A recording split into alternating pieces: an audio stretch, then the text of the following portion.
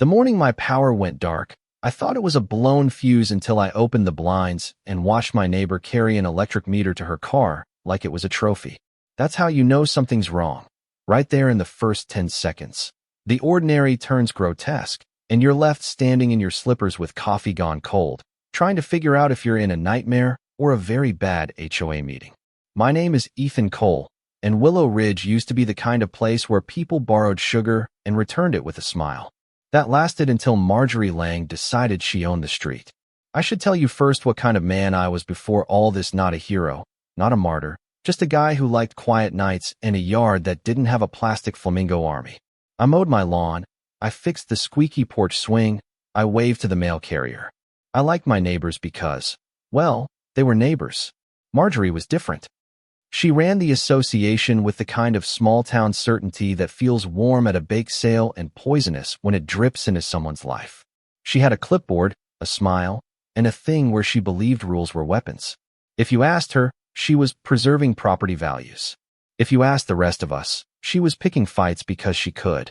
It started small. A sternly worded notice slipped under my door about a bird feeder that offended someone 2 houses down. A complaint about my truck being too visible, despite my mortgage needing that truck more than I needed her approval. I laughed it off. You laugh at petty things until they stop being petty and become personal. The meter theft was either incomprehensible arrogance or a message. I answered to me, not to you. So there I was, watching her unscrew my life from the side of the house, the meter's face where the numbers shift, where the small hum of a refrigerator means dinner for the kids next door, and she tucked it into the trunk like a gardener pruning what she called bad growth. I ran out barefoot. She looked over, smiled like she'd been interrupted meditating, and said, "Ethan, we're enforcing the rules." That was the only sentence she ever used that made 0 sense, because there were no rules about stealing electricity. The utility guy who arrived later, a big, taciturn man named Ben Torres, closed his clipboard and looked at me like I'd walked into a crime scene that was also a sitcom. "You've documented any harassment before?" he asked. I had, but documentation felt like pouring water into a bucket with a hole. I filed the complaint, they replaced the meter, and a city inspector scribbled the kind of notes that say someone has to look closely. The law moves slow, rage moves fast. Marjorie wrote a newsletter that week about community standards, and, in the margins, she called me uncooperative. We hit Act 2 when I stopped laughing and started collecting proof. You don't get to be a quiet person and survive in court without records, and you don't get to push a neighborhood and not expect pushback. I began filming the HOA meetings where her smile turned into a smirk, the late-night flyers tucked under stoops that accused people of harboring substandard vehicles, the time she'd appear at my driveway with a clipboard, and the kind of righteous indignation that smelled faintly of vindication. People started to talk. Mrs. Albright from across the street told me she'd had similar issues, a hedge replaced to match community aesthetics, a fundraiser where the funds evaporated into administrative fees. Small things, except when they aren't. When you string them together, patterns show. Marjorie's retaliation was surgical at first. Notice after notice, a lawn chair missing, then returned but moved 3 feet and tagged as violation, unauthorized placement. She played the long game. She also had supporters, a few neighbors who loved the certainty her rulebook gave them, and a lawyer who seemed pleased to draft vague letters that had the effect of gaslighting a community.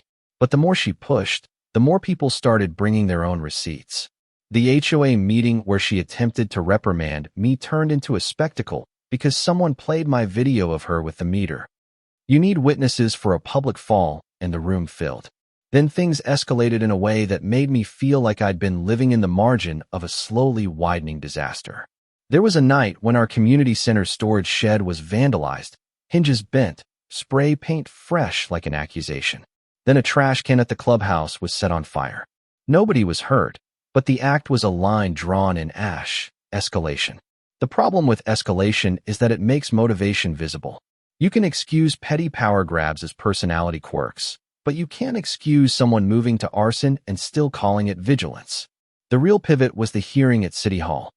I'll tell you, standing in that room, under fluorescent lights that make everyone look guilty and tired, and watching a woman whose entire persona was built on order try to explain theft and threats away as neighbor disagreements, Felt like watching a spoiled child try to run a bank.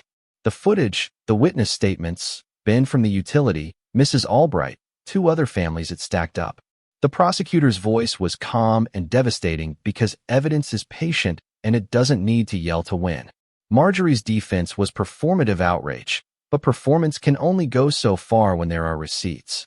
When the investigators found her at the breaker box, a wrench in hand, a look on her face that was anger, decision, and the exhaustion of someone who had invested her identity in control, I remember the sound of the squad car doors. There's a particular silence that follows the click of a lock. It is both relief and an echo of the thing you've been trying not to become. She shouted a few things, accusations, names, the sort of lines you hear in movies where the villain refuses to go quietly. She got cuffed. People cried on porches for different reasons, some because of betrayal, some out of gladness mixed with a curious sense of emptiness, like when a storm breaks and the sky is raw and unfamiliar. The lawsuit was theater and then paperwork. She sued me for emotional distress. I countersued for tampering, trespass, harassment. The judge dismissed her claim quickly. Legal systems often move unromantically, but in that particular moment, the law read like common sense. The jury listened to neighbors, looked at text messages, and watched the videos. The verdicts were not a symphony of vindication, they were a ledger. Theft, vandalism, a conviction on multiple counts. She was ordered to pay fines, and, more importantly, she was removed from leadership. The HOA elected new hands, steadier, quieter, people who wanted to repair more than rule. But that's not the end of the story, and I want to be honest about why it haunts me. Justice in a courtroom is paper and consequence, but justice in a community is a daily choice. We held a block barbecue after it was over, grilled corn and apologies and awkward hugs, but underneath the laughter there was a quiet question. How much damage did Marjorie do by modeling dominance as normal?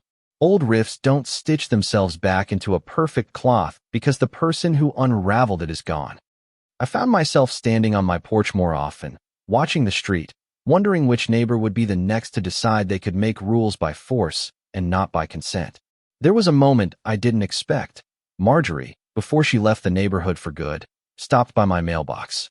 She didn't approach my house, she left a note, short and unintelligible in parts, which read like someone asking forgiveness without the words. I folded it into my pocket and later dropped it in a box of things I could never quite read.